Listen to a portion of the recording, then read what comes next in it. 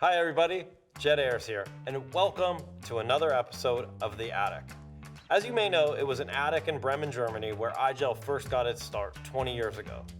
A whole host of famous tech companies started in humble places like attics and garages. With Facebook, it was a dorm room. HP and Amazon started in a garage. And visiting us today, in the attic, is a very special guest and friend. He just finished up a highly successful 8-year run as the COO at VMware, Sanjay Poonen. For the past 3 decades, Sanjay Poonen has blazed a trail through tech, ticking the boxes of engineering, product management, sales, marketing, and large company management. In 2013, Sanjay jumped to VMware, where he was tasked with leading their end-user computing business, an underperforming division, and then also ran to Citrix. Under his leadership, it exploded, growing from 300 million to over 1 billion in just 3 years. He's an industry superstar, particularly adept at driving growth expansions as he did at SAP and most recently at VMware. When Sanjay recently exited VMware, he let everyone know he has a lot of gas left in his tank and promises big plans for the future. We're really excited to have Sanjay Poonen up in the attic today to discuss his illustrious career, and I can't wait to get some hints about where this mover and shaker's next moves might be. Well, hey Sanjay, thank you so much for joining us here in the attic. We're so excited to have you on the show, talk about tech, talk about leadership, talk about values. And I think I first met you in a day I'll never forget. It was in January 2014. We were in Cleveland, and it was a polar vortex. I think the coldest place that I've ever been in my entire life, and we had, I think, over 2,000 people in a ballroom in downtown Cleveland. And if I remember correctly, it was actually the first keynote, or one of the first keynotes you did as a VMware executive running their end-user compute division. So it's been fun to watch you since then, and certainly what you've done in terms of scaling that part of the business and what you've done with VMware. But I guess, this is the attic, and we love to talk to people about their origin stories. We'll get to the tech, and we'll get to your life post-VMware, but we want to talk to you about your origin story. And I know, you have a special story. I know you're from originally India, Bangalore. Can you talk to us about your childhood and where you grew up? Yeah, sure, Jed. Thank you for that nice warm introduction. I do remember that cold day in Cleveland. I think it was the MCPC conference, and I was probably in my first 100 days on the job, and I was still learning my way around the water coolers at VMware. Congratulations to you and IGEL and all the success you folks are having. Listen, at the end of the day, what makes the world go around are friendships and I think when we can help each other. So when you ask me to do this, if it can be a help and an inspiration to anybody listening in terms of what makes each of our stories unique, what we're all sort of in this journey, learning and teaching. It's sort of, I describe this as a virtuous cycle. If you have been successful, it's your obligation to teach others, and then you never stop learning until you die. So briefly on my history, I came to this country when I was 18 in the late 1980s. And prior to that, first 18 years of my life, I grew up in India. My parents still live in Bangalore, although they spend a little bit more time in the US now as they've gotten older. But I'm the oldest of 4 boys. My dad was in the Indian Navy for many years, and we're a very close family. I would say the most remarkable thing about my growing up was I wasn't very popular in school. I wore thick glasses. People made fun of me. I was probably bullied a fair amount. But the one thing I do remember is this: it didn't matter at all what happened on the playground. I was always loved at home, and I knew that my home was a safe zone from bullying or from anything else. There was a good dynamic of competitive rivalry among the siblings, so that was natural. We fought with each other, but we are now extremely close friends. But I think that sort of sheltered place of sort of solace and fortress, so to speak, is the first message I think I would leave with people, which is, it's really tough for children. I mean, they could be popular, they may not be popular, they deal with cliques, they deal with all kinds of influences in the school. And we have to make sure as parents, that we make our homes a safe zone for our children and we protect them from bullying. Bullying's only gotten worse because it may not be in the same form of fighting and punching, but it happens just as badly or worse on social media. A lot of people's image is sort of tied up now, not just in what people think about them or what people say about them or how they look. And we've just got to make that such that the growing up years, until children get their feet. At some point in time, I was reasonably self-sufficient enough to leave home at around the age of 17, 18 and come to a country 10,000 miles away. Yeah, so But talk I to think us those about that, years, Sanjay. How did you end up in the United States? yeah, I mean, it's not a very complicated story. I mean, it's sort of, I joke about it. In India, it's a little bit different now, but in the 50s, 60s, 70s, 80s, if you were a high school student, your road divided into two paths. You either became a doctor or an engineer. And not to say that other careers weren't respected, but that's what you studied biology and you became a doctor, you studied math and you became an engineer. So I was kind of on that math track, even though my mom is a doctor and was much more of the biological sciences. And I was going to go to the MIT of India's institute called IIT, Indian Institute of Technology. My uncle, my dad's brother, happens to lived in Boston and told me there were a few universities that were offering scholarships to international students. And I would say we were lower middle class in India, so certainly very poor by American standards. There's no way I could have afforded any college in the United States. But fortunately, a few universities were offering that. I applied to 3 schools. I applied to MIT, I applied to Caltech. I got rejected those 2. And this little college in Hanover, New Hampshire named Dartmouth happened to take pity on me and admitted me there and gave me a scholarship. The most important part was I got a scholarship because there's no way I could have afforded it. And at that time, I mean, I don't know what the costs were of education. It probably was 20, 25,000 all in for the full year.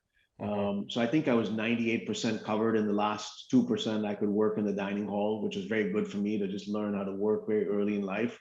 And so the whole thing, I was able to do it. But it was a lonely first 2 years because, imagine a teenager coming to the US.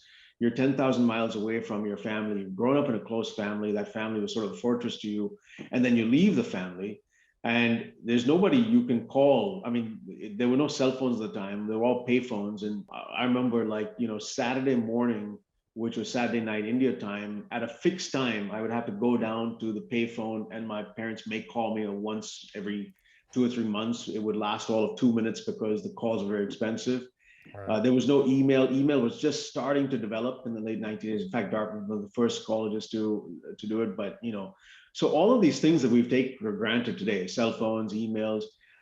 There was no place to go on Thanksgiving because, you had nobody you knew. So some family might be nice enough to invite international students to come to their home in Hanover, New Hampshire. So these things all, I think, grow up in individual fast. And I found that the first 2 years coming to this country were an enormous growing up experience. And I can assure you, there's a world of difference between the temperature in Bangalore, India, and Hanover, New Hampshire. It is just, Cleveland is colder, but Hanover can get really, really cold. So I was watching an interview you did, and a funny story about your first Halloween. We just went through Halloween. You should share this with our audience. Yeah, that was a little later in life, but still equally embarrassing. My first Halloween that I was living in a place where kids come to trick or treat, these kids come to our home. I was living with some roommates and they mumble something. Halloween's not celebrated in India. No one knows what that is. And they mumbled something. I mean, what they were saying was Trick or treat. trick or treats. And I had no idea what they were saying. But imagine if you didn't know anything about this, they're mumbling something and they put a bag of chocolates in front of you. What do? I put my hand in and take some chocolates out. And the kids start screaming and crying and the mother is standing at the end of the driveway like thinking we're a bunch of jerks, right? I mean, because 20-year-old. And my roommates are just howling behind me like, dude, you're supposed to give them chocolates, not supposed to take chocolate. But I will tell you, I really made some very good friends. Some of them are my friends to this day. I worked really hard to study computer science and electrical engineering at Dartmouth. The program was really good. I mean, there weren't many distractions because it's the middle of nowhere in New Hampshire. So all I did was hang out with my friends and did the work that I needed to. Played squash, some of these sports I really got to like during those years. and then came to the Silicon Valley in the early 1990s, and that's Jed, where my tech career started at Apple. Yeah, so talk about that. Obviously, you were there in the very early days. I guess Jobs had left, though, probably by the time you got there. Yeah, Jobs had gotten fired. I mean, listen, first off, I was fascinated by the Mac. Dartmouth was one of the first colleges to invest in a personal computer in every room in the dorm, and they were Macs. So Apple had a tremendous exposure at the Dartmouth campus.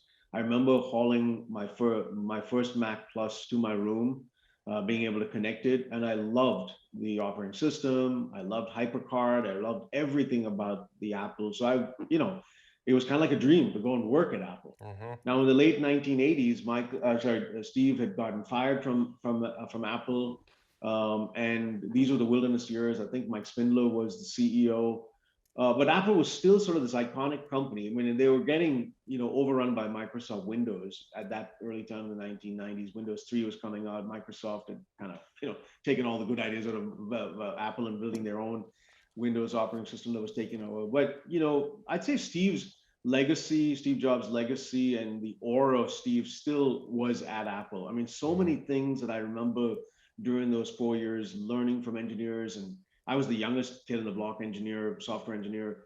They would say, "This is what Steve taught us to do," or "This is how Steve did things." I mean, we were in a particular building, that was one of the Apple buildings where everything was, we designed it to be a certain color, and there was a special grand piano in that atrium of that building where all hands meetings were held. And people told me Steve was the one who got that because he was really into making sure that the presentations were artistic. And you remember when he launched one of the Macs, he had a violinist, and so it was so much about the artistic design that I learned there during my years at Apple, which still stay with me. And some of those fundamental principles, even though the project I was working on at Apple for those 4 years went nowhere, I learned a ton. I mean, there were some remarkable engineers. And that's the kind of the story of life, right? I mean, it doesn't matter if you fail. I think what's really remarkable about this country is the spirit of entrepreneurship in America. If you fail, you learn from it and you move on. You don't dwell in it, and hopefully the second time you fail, you don't repeat it a third time. If you fail 3 times, then there's, and I'll tell you a little bit more about the second company I was involved in a bit. After I came back, I went, after 4 years, I felt this project was not going anywhere, and I went back to Harvard Business School to get my MBA. But I decided to come back to the Bay Area, and I'll talk a little later about some of the things I did at Alpha Blocks, which was a different. So you started your own company when you came back the second time. It wasn't quite my own company. I joined as one of the founders circle of a company that had begun already. So I wasn't literally the founder, but there was several of us. I was the first product manager. There was a company trying to build analytical applications. And for me, it was my first foray into being in a startup, like being one of the first 10, 15, 20 people building a product from scratch, taking something from 0 million in revenue to, 20, 25.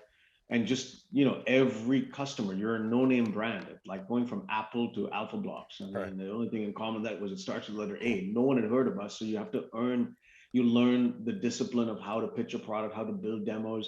For me, being this freshly minted Harvard MBA, it was enormously humbling to just start something from scratch and see how difficult it is for a life of an entrepreneur, but how rewarding it can be.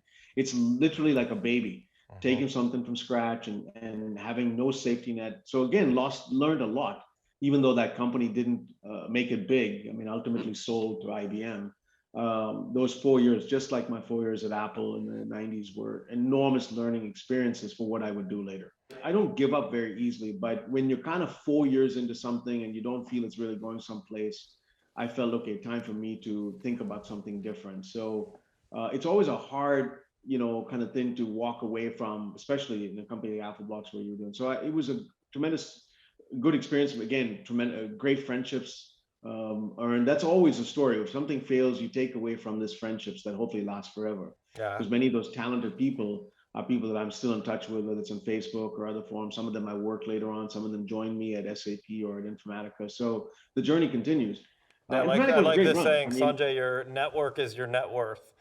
And I firmly believe this. And I can see your network alive every day on your posts on social. You probably get more comments and likes. No, I think it's a joy. I sought to, really, be my tent is large. I don't I mean, I am competitive, and sometimes that competitive streak does make me some enemies. But even then, as I've gotten older, I've tried to kind of really be more diplomatic about how I think if you look at some of the things I used to do when I was younger, even 4, 8 years ago, or things I wouldn't do today. So you learn from all Yeah. of these things. But it's life is great when you have a large tent and you don't really, make enemies easily, Yeah, and because I I mean just we need each other. I would agree, and I think the part of it is you never know where a single interaction or a single Yeah. friendship may I take you mean, in life.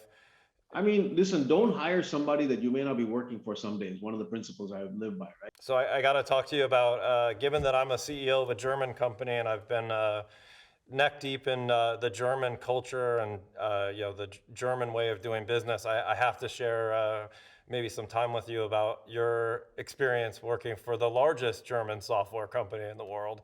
Can you talk a little bit about Yeah, what it was like there and what you learned there? absolutely. I mean, SAP in 2006 when I joined them. So this is, several years after I'd left.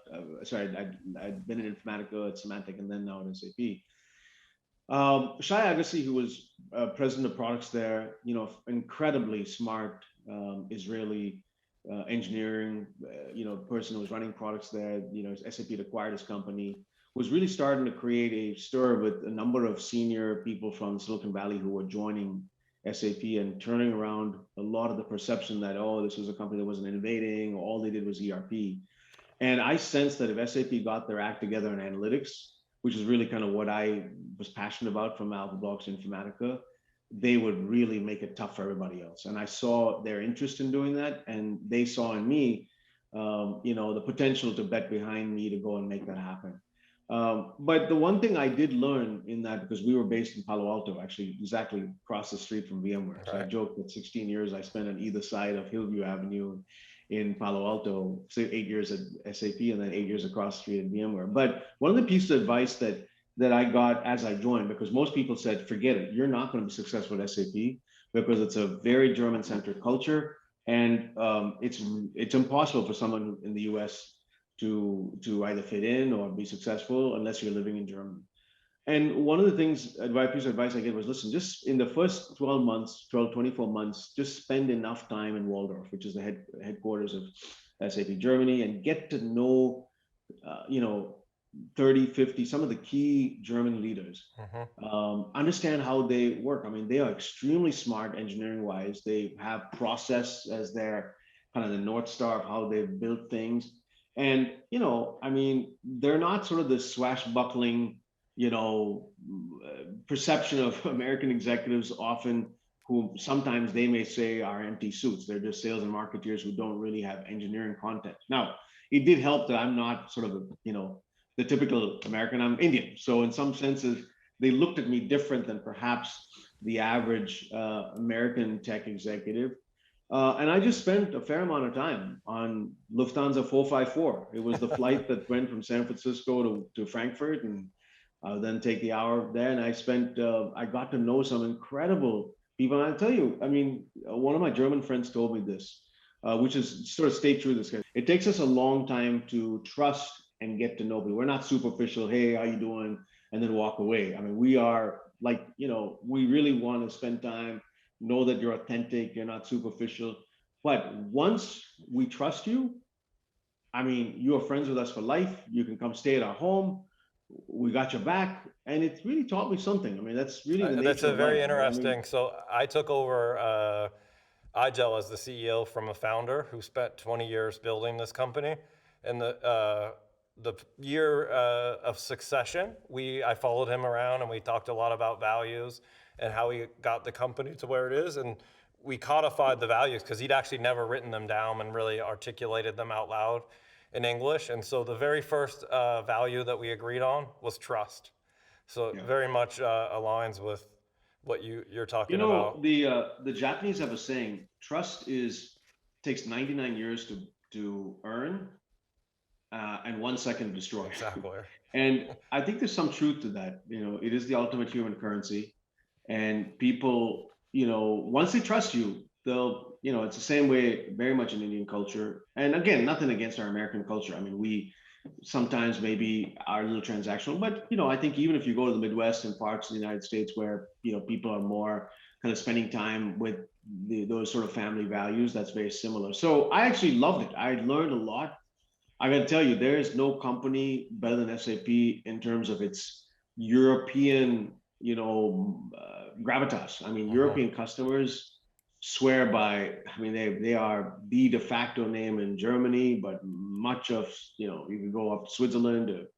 They are embedded in almost so much of the European tech scene, and then they were reasonably successful in the U.S. and Latin America and Asia. So I learned a lot, and I was very fortunate to work with probably one of the best CEOs I've ever worked for, Bill McDermott.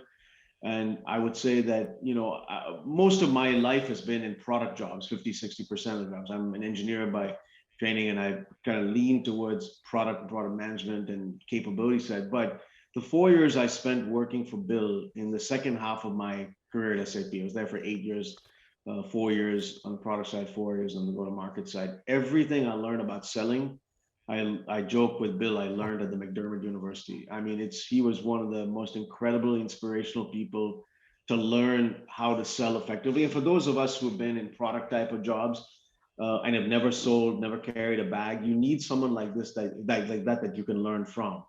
And I never forget the first time. I mean, he lined a bunch of us product people to give a presentation to his sales teams on various different aspects of the product. And at the end of that, he pulled me aside and said, "Hey, you were the best of all these people, but you're in the wrong job. You should come and join me in the sales team." And I said, "Bill, I don't want to be traveling 70, 80%. I have a 3-year-old daughter. My wife and I have twins on the way. I just don't have time." He says, "No, don't worry about it. It's not going to be 70% travel, but I need an answer by, I think it was Monday or Tuesday. I need an answer by Friday because I'm leaving on an international trip on Saturday." So I made a couple of calls, and everybody said the opportunity to learn from Bill is going to be a chance of a lifetime. You should take it. So come Friday or Saturday, I called him and said, "Okay, I'm in. I don't know what I'm jumping into." And the next 4 years were just like, I mean, it was extremely humbling. I remember my first forecast call and how humbling it was because I'd never done a forecast call, know what to say and not say. But I learned quickly. And to learn under the tutelage of a great leader like that, for me, was fantastic. So those 8 years, even with all the ups and downs and the things I learned, were tremendous. We built an incredible business at SAP. A significant part of the growth of SAP from 10 to 20 billion were the products my teams are working on, whether it was analytics. We brought out HANA to the market that enormously helped, was successful in those years in big data. We got in the mobile space. So all of those sort of platform products became the next wave of growth for SAP from 10 to 20 billion. And that was a tremendous run and a tremendous learning experience. So Sanjay, let's talk about how you ended up on the other side of the road. I remember very clearly your keynote that you gave in Cleveland. You talked about one of your other mentors from Harvard Business School, Clay Christensen, and you talked about his theories around disruptive innovation and kind of having the willingness to disrupt your own business lines. And obviously, VMware has disrupted an entire industry, right? And so there must have been something that caught your eye as you pulled into the parking lot across the street when you joined VMware. Can you talk a little bit about why you joined Yeah, them? I mean, listen, in 2012, 2013, Pat Gelsinger and Joe Tucci, who was chairman of the board, had been talking to me for several months about possibly joining VMware. And I didn't sense or know whether VMware was serious about end user computing. So it took me some time to get a sense as to, it's a data center company. I wanted to assess that if I was going to leave SAP, that the end user computing business was I don't know, it was just 200 or 300 million. So it was a very small part of the company's revenue, and I needed to get a sense from both of them, both the CEO and chairman of the board, that they were committed. And we felt like mobile was going to be a key part to where the industry needed to move. This was 5 or 6 years after the iPhone had come out. Companies like AirWatch and Mobile Iron were doing really well in the market in 2012, 2013. And I felt like virtual desktops were an important key piece, but weren't the only piece. And I felt like VMware had conceded a lot of ground to Citrix and a variety of other small companies by not pursuing that space. So my key question to both of them, and to some extent the management team before I joined, was, are you serious about end user computing, or are you not? And if you are, I'll be delighted to join. I'm going to learn as much as you are, and we'll organically and then inorganically through partnerships try and create a big business. So I got a good sense from both of them and the board of VMware that they were, put a good plan together and we would support you. And one of those elements was, the biggest acquisition at that time that VMware had ever done, which was AirWatch. And that changed really, it put a really an adrenaline shot behind VMware's end user computing business. I think it shook up the industry. It showed the world that we were serious. Now, listen, 1.5 billion today is nothing. I mean, people would be like, oh, that's a small acquisition given the types of M&A deals that have been done. But at that time, we had bought Nicira for 1.2 billion, I think in 2011, 2012, before I joined.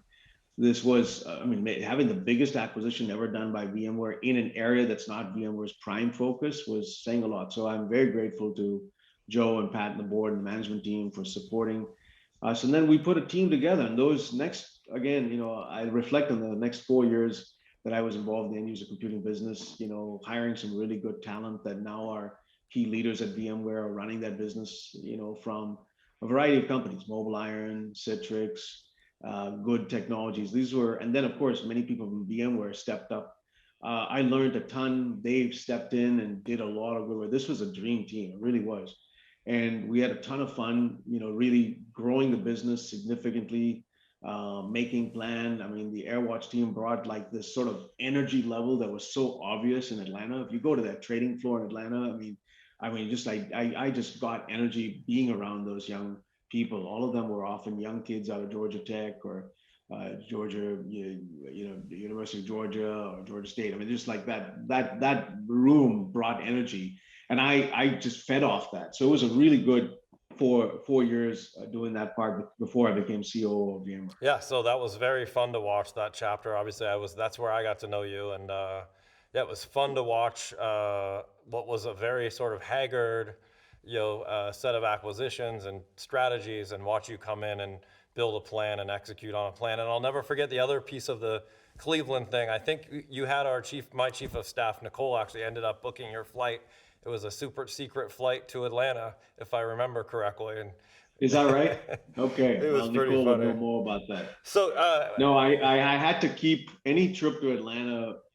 For one, I mean, the AirWatch didn't want their employees knowing about it, and I just did not want the press finding out that I was talking to AirWatch. That took several months to kind of incubate. So, Nicole, if you help me with that, I appreciate it. I forgot that part of the story, but it was. If that did happen, it was remarkable. It was no, it was really good. And I think, listen, you always look at life in sort of learning and teaching mode. I learned so much. I did not know much about virtual desktops. I knew about end user computing, mobile capabilities, in part of what I was running at SAP. So I learned a ton. And the most important thing was both in the people who stepped up within VMware and the people who came from the outside, whether they were the founding team of AirWatch or the people who joined us from Citrix or Mobile Iron or Good Technologies. They were remarkable people. I mean, I personally recruited like dozens of them. And I just loved, these were really good people, really good, talented people, like the best of the best at those companies. And to just put that, what would people think was a motley crew? How could you get people from AirWatch and Mobile Iron and Good and Citrix all working together? We did. No, I remember and that's what a great team. You recruited some people out of Citrix. That was a shock, right? That had been there a long time. And that was purely on your vision and your charisma. So I know we're gonna run short on time, Sanjay. So I want to ask you about security. I know we see you. I turn on TV and I see you regularly. So congratulations on. I'm no Jim Cramer, but fun to have you on. I want to talk to you about security because obviously at VMware, when you became the COO, I know you architected this Carbon Black acquisition, and you have a lot of insights and thoughts on security. And so I'd love to just pick your brain and hear where you think security is going in the future, and kind of how. I know you just joined a board that's in the security space, Sync, with this Peter McKay company. So love to talk to you, just sort of like broad strokes on what you see relative to security and where that's going. Yeah, I think, listen, my view was that, I'd spent some time at Symantec, so I ran the GRC, governance, risk, and compliance business also at SAP. So I had been exposed some to security. But as I got more into the mobile security area of things with end user computing, it was very clear that was headed towards more and more aspects of security. So I spent more time understanding, what were, the big security companies doing, whether it was Palo Alto and network security, an emerging area of next-gen end security companies, Carbon Black, CrowdStrike, and others, identity and access players, whether it's Microsoft or Okta, emerging sort of cloud security, web gateway companies like Zscaler, and even companies that were revolutionizing things like content delivery networks like Cloudflare that were starting to get more and more into security. And in studying those companies, I kind of developed a point of view of where I believe the security industry was going and what VMware's role could be in that. And that was fantastic work. And it's never like, it's sort of the same way the end user computing. I love learning and I love studying, but I'm always doing it with somebody else who's smarter than me in the security. So in that case, Tom Corrin he's a good friend of mine. He was really savvy on security, had been in the industry longer than me. And very similar to the names that we talked about in the end user computing team, that joined me from those other companies. I learned from Tom, but then together we would be like iron sharpening iron, sort of refining the strategy. And then I would just talk to a lot of CEOs or heads of products or engineering at those companies, because in many cases we want to partner with many of them, whether it was startup or bigger companies. And I learned so much in the last 3-4 years in the security industry and where it's going. That point of view ended up helping us convince the board that we should make the appropriate move. There were a few assets that were really doing well in endpoint security. We developed that strategy. I'm not going to go over it again, but it's all publicly documented, and we acted on that. Acquired Carbon Black, and kind of when I look back now and where I stand today, as I'm helping security companies, I've just joined the board of SNCC, as you said. Peter McKay used to work for me at VMware, big fan of his. And this is another pillar now of security, developer security. After SolarWinds, I became convinced that the next frontier was protecting source code. It's like having an X-ray machine to understand what's really going on inside your body. That could be an early detection to potentially cancer, as opposed to having to react to it later on. And developer security and kind of understanding vulnerabilities in source code. This was the one company that was revolutionizing things that could prevent. So I think SNCC has all the opportunity to be the next CrowdStrike or Palo Alto in developer and application security. Loved what they was doing, millions of developers gravitating to that platform. And that's just one example. Just earlier today was talking to Director Jen Easterly, who is the director of the CISA, cybersecurity agency of the Biden administration. She's doing some remarkable work, and the private sector companies are all helping her. So I think this is one where, my sort of key headline statement is this, right? Today, people think of cybersecurity and its threats. It's certainly a boardroom topic, as having economic impact when there's a breach. Okay, you get breached and somebody's going to, at the end of this, some hacker or cyber criminal is going to hold you responsible for ransomware and will want millions of dollars in Bitcoin. Okay, that's economic. But imagine a scenario very similar to what happened in the 1980s in India with a company called Union Carbide that unfortunately allowed a spill a bunch of chemicals that cost tens of thousands of lives, because of some accidental error in Union Carbide in a city called Bhopal in India. We all in India know that incident if you were living in the 1980s. It was almost as bad as Chernobyl in Russia. That type of incident could happen today through a hack. You want to be able to protect yourself from that. I mean, cybersecurity is at the source of a lot of operational systems that could potentially bring down planes. So I think that security will be one of those things that we don't take seriously today. It is not just economic impact. There could be lives impacted too, and we certainly don't want that to happen. God forbid we have a 9/11 type of incident because of a security hack. Yeah, it's a matter of national security. I think we see that with the number of security sort of events that have happened in the White House just in the last few months, right? Like you said, it's become a major priority for every organization. And the only thing that's growing faster than investment in security companies is the investment the bad guys are putting in bad security. Yeah, well, we got to keep investing. The two places. I'm a big fan in 5 or 6 companies that are biggest companies. I shared this in, I think, my last appearance on Yahoo Finance, the 5 or 6. It's on one of my tweets of the 5 or 6 public companies that I track closely that I think that are all doing well. And the biggest of them will probably be Microsoft over time. But then there's a bunch of small companies, SNCC being one of them, that is going to be, and I think this is a tremendous ground for investment. If you are a venture capitalist or you're an entrepreneur, this is going to be the gift that keeps on giving. This is the disruptive innovation. I agree with you. Well, I know we're going to run out of time, so I want to talk to you about the most important thing, right? Which is values. and leadership. And one thing I guess that as a guy who kind of came to Silicon Valley from India, and you look around at some of the biggest and best companies, Google, Microsoft, led by Indian Americans, I mean, there has to be some common leadership traits, and I'd love for you to talk a little bit about that. I mean, how is it that it must be inspiring to you to see that, and it's part of, I guess, the American dream, but is there some common leadership trait or work ethic? What do you think it is that's propelling these individuals into these important roles? These are the most important companies in the world, right? I mean, here's the deal. I have tremendous respect for these people. You know, Satya Nadella is a very good friend of mine. Shantanu, he's CEO of Microsoft. Everyone knows him. Shantanu Narayan, CEO of Adobe. They're both mentors to me. Sundar Pichai, I don't know him as well, but know him okay. At Google, he's also a wonderful person. So all of these Indian entrepreneurs, I would say, you know, part of what is a common thread is they're humble and hungry. There's something Gandhian about them in the sense that they, you know, their gravitas is their brain, not their ego, and they have a tremendous, you know, comfort in just hiring people who are smarter than them. They're extremely ambitious. They wouldn't be where they are if they weren't that way hardworking. But it's a different type of, you know, they're not the Steve Jobs type of personality. They're extremely successful. I mean, Microsoft, you know, Satya Nadella, I mean, he's running the company that's the biggest market cap in the world.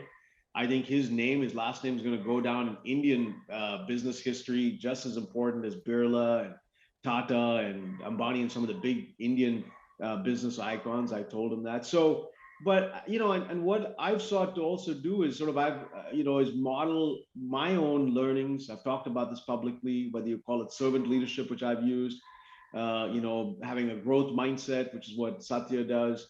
You're always kind of trying to say, listen, you know, I got to be humble and hungry because there's a whole body of work or a set of things that I don't know that I got to learn. And if there's one thing that's true about tech is you are one step from being just humble on stuff that you don't know because it's just evolving. I mean, just to give you one example. You look at the open source community and the number of projects that, like, every time I see, you know, an open source name of another project, I'm like, where did that come from?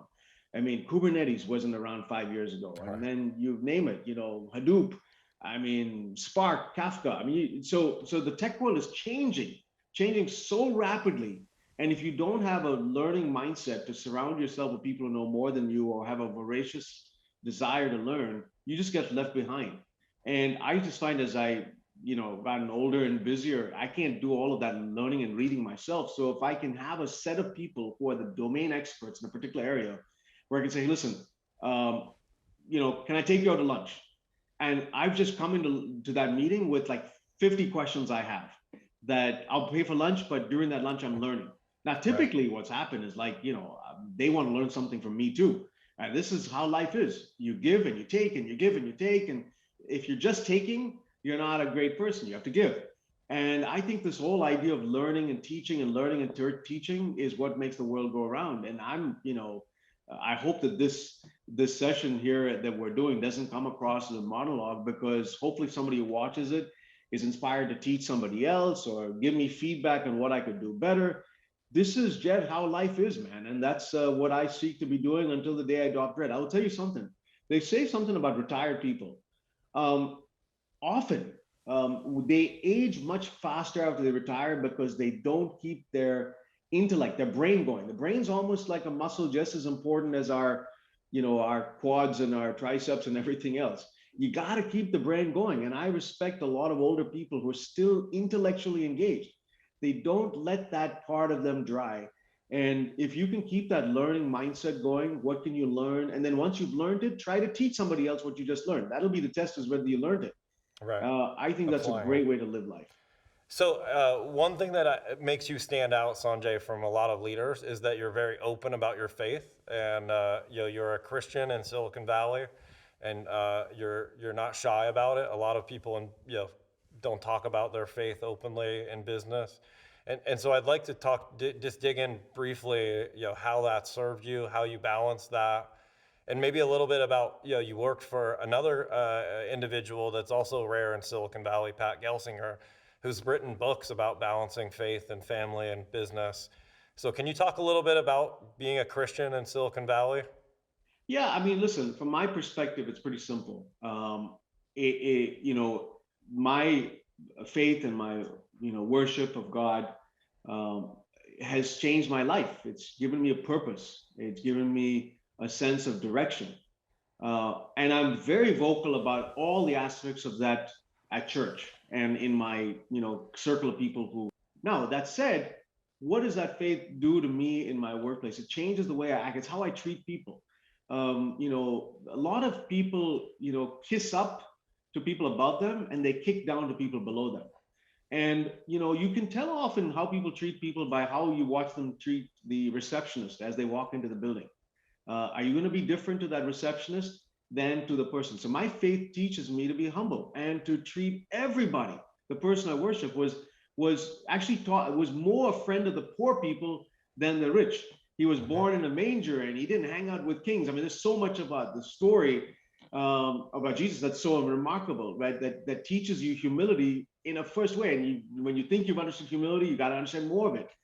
That aspect changes the way in which I act, the way I live, do unto others as other people have done to you. There's so much about the principles of how you live, and especially the treating of people. And now, listen. Then, do you need to go the extra step to be talking about it? You'll see if you follow me on Twitter. Every now and then, I'll post a verse from the Bible that I like. But even there, I'm careful not to make it something. It's hopefully a verse that can inspire people. My whole goal in life is to make sure that if I'm coming in to work, I am saying something that can encourage somebody that day. Because the world's full of people who put people down every day, right? It's just, I mean, it's like you're going into a shark culture in work. And if you could do something to encourage them, and maybe sometimes it's somebody who says, hey, listen, I'm not a person of faith, but you are. Would you mind praying for my kid who's sick? No problem. And it's things of those kinds that are just practical. So it's a balance to never let this be something that is offensive to somebody, but is deeply personal. And to me, most importantly, changes my life. Then it fundamentally has changed my life. And that is the story of who I am. I wouldn't be who I am if it wasn't for that core faith that drives me every day. Yeah, well, thank you for sharing that, and I guess thank you for the courage to put it out there, because I do think that there's an underlying principle there, in a lot of these teachings. And when I got to stand next to the founder of IGEL back in 2020, taking over as the CEO, we talked about the core values of trust and integrity, innovation, and partnership. But I stood on the stage and said, I'm going to put two additional things out there, right? Servant heart. And this was this idea of, hey, in a selfie world, taking care of each other, taking care of our partners and our customers in a selfless way. And of course, Well, 6 weeks, you are 6 weeks later, we had COVID hit, right? And it was this remarkable, scary moment where, we really had to lean into that value, right? Actually, everybody in the company took a pay cut. So it was like we lived this, selfless concept real. It became very real for a lot of people, I think. And then the second concept that I threw out there was believe. And it wasn't so much in, believe in Jesus or believe in a higher spirit. It was really a believe in yourself and what you can accomplish, right? As a human being that can dream big and kind of go get those things done. And these two values for IGEL have been very, very important as That's we've great. kind of traversed the last couple of years. Yeah, listen, I would say, my heart, COVID in this entire year, whether it's in this industry or other industries, it's been really hard. I mean, the hospitality industry was hit hard. My thoughts go out, certainly if you've had a health issue, but even a job issue, it's tough. And what it has taught us the last 12, 18 months is to develop empathy. And if you have a job, reach out to places where you can help others. Maybe somebody who just says, hey, listen, can I pick your brain on something I'm thinking about? Make time for that person. Certainly, if you're somebody who knows me and I could refer you to another place, I'd be delighted to do it. I do that all the time for folks. I'm a reference for many people whom I know because I want to see everybody gainfully employed. Listen, the work from home phenomenon, companies like Citrix were the companies who created work from anywhere concepts, Mark Templeton did decades ago. And now all of a sudden people are starting to think, well, we can work from anywhere. But these were concepts that companies like Citrix pioneered decades a year ago. So I think that this, even if you're not working in a particular company, that concept and that skill set goes on. I mean, you look at Zoom and, aspects of what ServiceNow or some of the security companies are doing, or collaboration companies like Slack are doing. So take that skill set. If you're not currently at one of those companies that pioneered this, and move into another category, the innovation that's happening in end user computing. When I talk to heads of end user computing and IT who run those divisions, they're just telling me that they're getting a license to spend a lot more money on sets of tools that'll make people more productive for work from anywhere. And it's not just virtual desktop and virtual workspaces and endpoint management, security. It is collaborative tools. A whole bunch of tools that make people more productive, and also security that needs to be done, because work from anywhere means that you've got to have, secure access service edge is a new category that's sort of played out. So I think it's rich possibilities. I'd say what you should take with you are your experiences. Don't let yourself feel down. Don't wallow in that situation. Take the time off you need. Maybe sometimes sabbaticals are a little good period. You're reaching the holidays anyway. Refresh yourself through Thanksgiving and the holiday time. Come back into January and network with a variety of new players where your skill set of everything you've learned, wherever, if you've been laid off. And if you're looking for a career change, but if you're happy at the company you're at, pioneer an innovation into new areas, because this category, work from anywhere or whatever you want to call it, is just like starting to take off now in a whole new way. Yeah. If there's one side effect of the pandemic that's incredible, is I think end user computing is hot again. So take advantage of it. And and I think the skill sets and the knowledge of those customer bases. And then if you're in sales, for example, you're still going to be selling to the same buyers of that technology. It's not like they've gone away. If anything, those people's budgets have gone away, but they're not just buying VDI now, they're buying many other tools. You have those contexts that are still very valuable to you, whether you're working in any company. So Jed, this has been great. That's awesome. Thank you so much. With you. Yeah, thank you very, very much. Those are great words of encouragement. And we're grateful to have you on here. I wish you well, and I look forward to watching where you end up. I know you're going to be the CEO of a good-sized company some point, and we'll all be watching and rooting for you. Wow, that was amazing. That's really what the Attic is all about. Powerful message, and I hope you all got a lot out of listening to what Sanjay had to say. And for all our listeners, I just want to say thank you for being part of the community here and stopping by the Attic. We're really super excited about our next guest, Christian Brinkoff. He is a EUC influencer. He's the principal PM and community lead for Windows 365 at Microsoft. He'll probably be the youngest guest that we've had on the Attic, and definitely a rising star. So it'll be fun to have somebody who has a fresh perspective and is on the earlier side of their career as our next guest. So as always, lots of interesting perspectives on tech coming your way on the Attic. Please subscribe to the IGEL YouTube channel, and you'll get all the alerts about when the next episodes will drop. And so until we meet again, this is Jed Ayres of IGEL, wishing you a great day. Be kind to each other and be well.